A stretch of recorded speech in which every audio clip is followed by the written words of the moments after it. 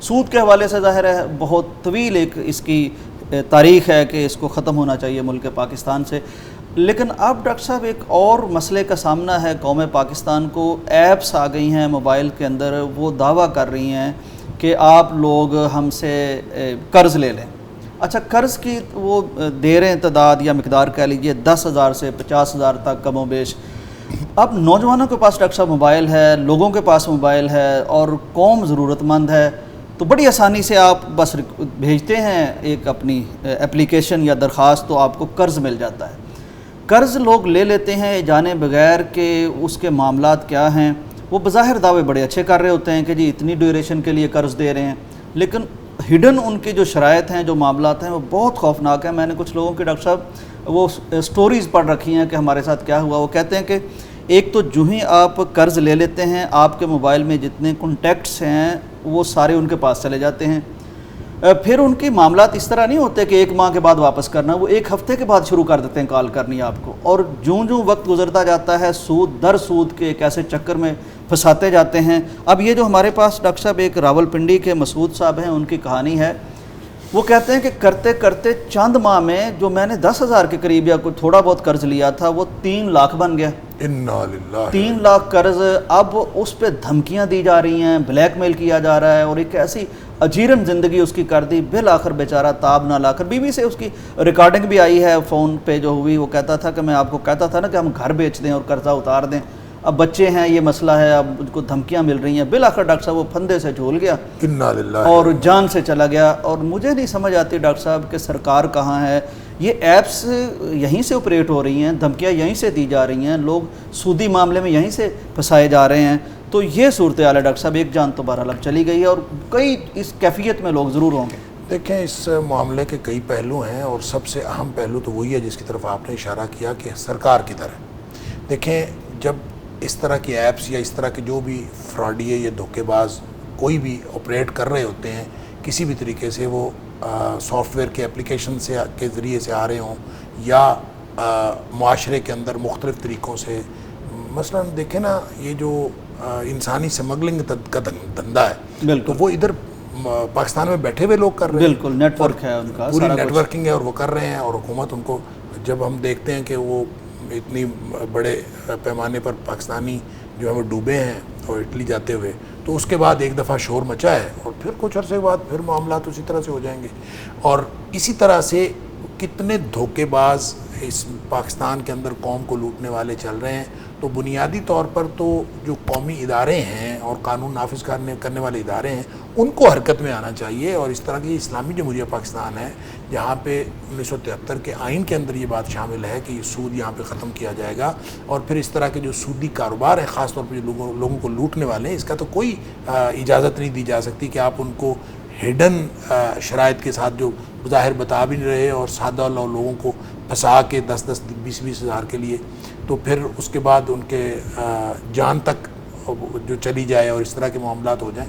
تو پہلی بات تو پہلا پہلو جو اس معاملے کا ہے وہ تو یہ ہے کہ گورنمنٹ کو اپنا کردار ادا کرنا چاہیے. اور حکومتیں سرپرست ہوتی ہیں, حکومتیں سربراہ ہوتی ہیں, اور کلکم راعٍ و کلکم مسئول عن رعیتہ, تم میں سے ہر شخص نگہبان ہے اور اس کی رعیت کے بارے میں قیامت والے دن سوال کیا جائے. اور ظاہر ہے حکمران جن کی ہم رعیت ہیں وہ ان کے بارے میں پوچھے جائیں گے. اور اگر ان کو خیال ہی نہیں آتا, اور ان کا خیال یہ ہے کہ قوم لٹتی ہے تو لٹتی رہے, ہمیں کیا ہے, ہمارے معاملات تو نہیں ہیں, اور پھر پتہ ہونے کے باوجود, اور ظاہر ہے جن سوشل میڈیا اور مین سٹریم میڈیا سے خبریں ہم تک پہنچ جاتی ہیں, تو گورنمنٹ کو کیوں نہیں پہنچتی, ایجنسیز کے پاس کیوں نہیں, ہر چیز ان کے پاس اطلاع یقیناً موجود ہے, باخبر ادارے ہیں, باخبر حکومتیں ہیں, باخبر چیزیں ہیں. پھر جب ان کے پاس ساری چیزیں موجود ہیں پھر بھی وہ نہیں کرتے, اس کے لیے بڑی سخت وعید نبی کریم صلی اللہ علیہ وسلم فرمائی. مسلم شریف کی حدیث ہے, نبی پاک صلی اللہ علیہ وسلم نے فرمایا کہ اگر کسی شخص کی کوئی رعیت ہو, چاہے وہ چھوٹی رعیت ہو چاہے بڑی رعیت ہو, اور وہ اس حال میں مرے, اس حال میں فوت ہو کہ وہ اپنی رعیت کے لیے دھوکہ کرتا تھا, وَهُوَ غَاشٌ لِرَعِیَّتِهِ. اب غاش کا مطلب یہ ہوتا ہے کہ آپ ان کو دھوکے میں رکھتے ہیں, آپ ان کے پورا حقوق نہیں دیتے, ان کے حقوق کے بارے میں دھوکے دہی کی بات کرتے ہیں. تو غاش کا مطلب ہے کہ وہ اپنے عوام الناس کے لیے فیر ہو کے ان کے لیے کام نہیں کر رہا تھا بلکہ کوئی نہ کوئی اس میں دو نمبری تھی.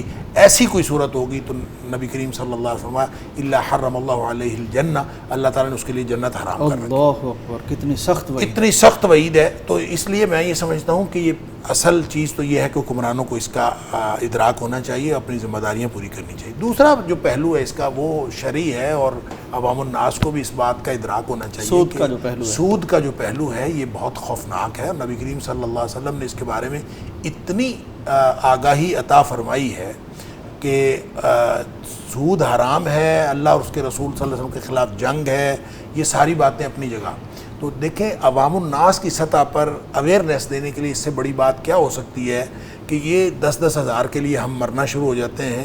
نبی کریم صلی اللہ علیہ وسلم نے فرمایا درہم الربا, 1 درہم کا سود جو کوئی شخص کھاتا ہے تو فرمایا کہ وہ ایسے ہے کہ جیسے وہ 36 دفعہ زنا کرنے سے بڑا گناہ ہے. اللہ اکبر, 36 دفعہ کتنا بڑا جرم ہے یعنی اسلام میں, ایک دفعہ سنساری اس کی بدکاری, سزا ہے. ایک دفعہ بدکاری کتنا بڑا گناہ ہے, تو 36 دفعہ بدکاری سے بڑا گناہ 1 درہم سود کھانا ہے. لیکن اس میں پھر ہمارے جو جدید دور کے اسکالرز ہیں وہ کھانے اور کھلانے میں فرق کر دیتے ہیں کہ سود کھانا اور بات ہے, سود کھلانا اور بات ہے. بات یہ ہے کہ جب آپ کوئی سودی معاہدہ طے کر رہے ہیں, الا یہ کہ آپ اس قدر مجبور ہوں, ایسی صورتحال ہو کہ آپ اس 10-20 ہزار کے بغیر مر رہے ہوں اور آپ اپنی جان بچانے کے لیے یہ کریں, وہ ایک اصول استرار تو شریعت نے دیا ہوا ہے, فمن اضطر غیر باغ ولا عاد فلا بہتر نہیں کہ اگر یعنی استرار کی جو آپ بات بیان فرما رہے ہیں, اگر اس قدر کوئی یعنی غلط کیفیت میں, بری کیفیت میں مبتلا ہو گیا تو وہ دستے سوال ہی دراز کر لے. حضرت میں اسی طرف آ رہا تھا جی کہ اصول استرار ان پر اس لیے اپلائی نہیں ہوتا کہ اینڈرائڈ فون کے بغیر یہ نہیں ہوتا, اور اینڈرائڈ فون جس کے ہاتھ میں ہے وہ 10-20 ہزار کا محتاج نہیں ہوتا. بالکل صحیح, بالکل صحیح. وہ ایٹ لیسٹ وہ اگر اتنا ہی محتاج ہے تو وہ 10-20 ہزار کا, وہ اپنا موبائل, لاکھوں کے موبائل ہوتے ہیں ویسے تو, 10-20 ہزار کا تو موبائل ہوتا ہی کوئی نہیں آج کل, لیکن جو اپنا موبائل بیچے اگر وہ اتنا ہی مجبور ہے. لہٰذا ایپ سے قرض لینے والا بظاہر جو حقائق سامنے آ رہے ہیں کہ وہ اس قدر مجبور کوئی نہیں ہے, یہ تو بس ایک ایزی منی ہے جس کو میسر کہتے ہیں کہ وہ آ رہا ہے, بس اس کو کسی بھی طریقے سے آ رہا ہے تو ہم لے لیتے ہیں, اور وہ ایک ایزی طریقہ, سہولت والا طریقہ پیسے آنے کا, پیسے آ رہے ہیں بعد میں دیکھی جائے گی, اس طرح یہ پھنس رہے ہیں. لہٰذا سب لوگوں کو اس بات کا شعور ہونا چاہیے, یہ سود ہے, یہ حرام ہے, سودی کاروبار کرنا حرام ہے, سودی ڈیل کرنا حرام ہے. اب جب ان کے ساتھ ڈیل کر رہے ہیں تو گویا سود کھلانے کے لیے آپ ڈیل کر رہے ہیں, تو یہ حرام ہے. اس کو نبی کریم صلی اللہ علیہ وسلم نے فرمایا سود لینے والا, سود دینے والا, سود لکھنے والا اور سودی کاروبار کرنے والا, یہ سارے کے سارے جو ہے برابر ہیں, گواہ بننے والا بھی, یہ سب برابر ہیں. تو اس لیے اس طرح کے معاملات میں کسی طور بھی اپنے آپ کو ملوث نہیں کرنا چاہیے. اور ویسے بھی ہمارا معاشرہ جتنا بھی گیا گزرا ہے, ابھی اتنا گیا گزرا نہیں ہے کہ وہ 10-20 ہزار کے لیے کسی کو مرنے دے, اور کوئی محلے دار جو ہے وہ اس قدر پریشان ہو کہ وہ 10-20 ہزار کے لیے وہ مر رہا ہو تو آپ اس کو 10-20 ہزار روپے اکٹھا کر کے نہ دیں. ڈاکٹر صاحب یہ بڑا اہم پہلو ہے, میں یہی چاہ رہا تھا کہ اس پہ بھی بات ہو جائے تھوڑی سی. یعنی ایک یہ ہے کہ مجبور آدمی ہے, شاید اینڈرائڈ اس کے پاس ہے یا وہ غلط فیصلہ کر رہا ہے. دوسرا ڈاکٹر صاحب تھوڑا سا ہمارا سماج, ہمارا معاشرہ, آپ نے اشارہ بھی فرمایا, اہل محلہ, اس کے رشتہ دار, اس کے تعلق دار, دوست احباب, یعنی وہ بھی قرض حسنہ دینے کے حوالے سے انہیں بھی تھوڑا سا آپ گائیڈ کر دیجیے. آج کل شاید ہمارا خیال یہ ہے کہ یہ بغیر کسی فائدے کے کسی کو قرض دینا, اس کا کوئی فائدہ نہیں ہے. دیکھیں قرض حسنہ جو ہے وہ اس قرض کو کہا جاتا ہے کہ جو ایک تو بغیر سود کے ہو اور بغیر کسی لالچ کے ہو, اور پھر اس کے اندر قرض لینے والے مقروض کو کوئی تکلیف نہ دی جائے. واہ. اور جب آپ کسی کو قرض حسنہ دیتے ہیں تو اس کے بارے میں نبی کریم صلی اللہ علیہ وسلم نے فرمایا کہ جس نے قرض حسنہ دیا ہے اس کو روزانہ کے اعتبار سے اتنے صدقے کا ثواب ملتا ہے. سبحان اللہ. یعنی جتنا آپ نے قرض کسی کو دیا ہوا ہے, فرض کریں ڈاکٹر صاحب 1 لاکھ اگر دیا ہے تو جب تک وہ واپس نہیں کر رہا ہر روز 1 لاکھ صدقے کا ثواب. سبحان اللہ, سبحان. تو اب یہ تو موج میلے کی بات ہے کہ آپ نے کسی کو 1 لاکھ روپیہ دیا ہے, کسی کو 10,000 دیے, کسی کو 5,000 دیے, تو اب اتنا اپنے واپس بھی لے لینا ہے. تو وہ جب اس کے پاس سہولت ہوگی, اور اس کے لیے قرآن کا حکم یہ ہے کہ اس کو فراخی تک مہلت دے دیں, اور اگر وہ آپ کو انہوں نے 3 مہینے 6 مہینے کی اس نے وعدہ کیا ہے تو نہیں بھی دے سکتا تو چلیں اس کو مہلت دے دیں.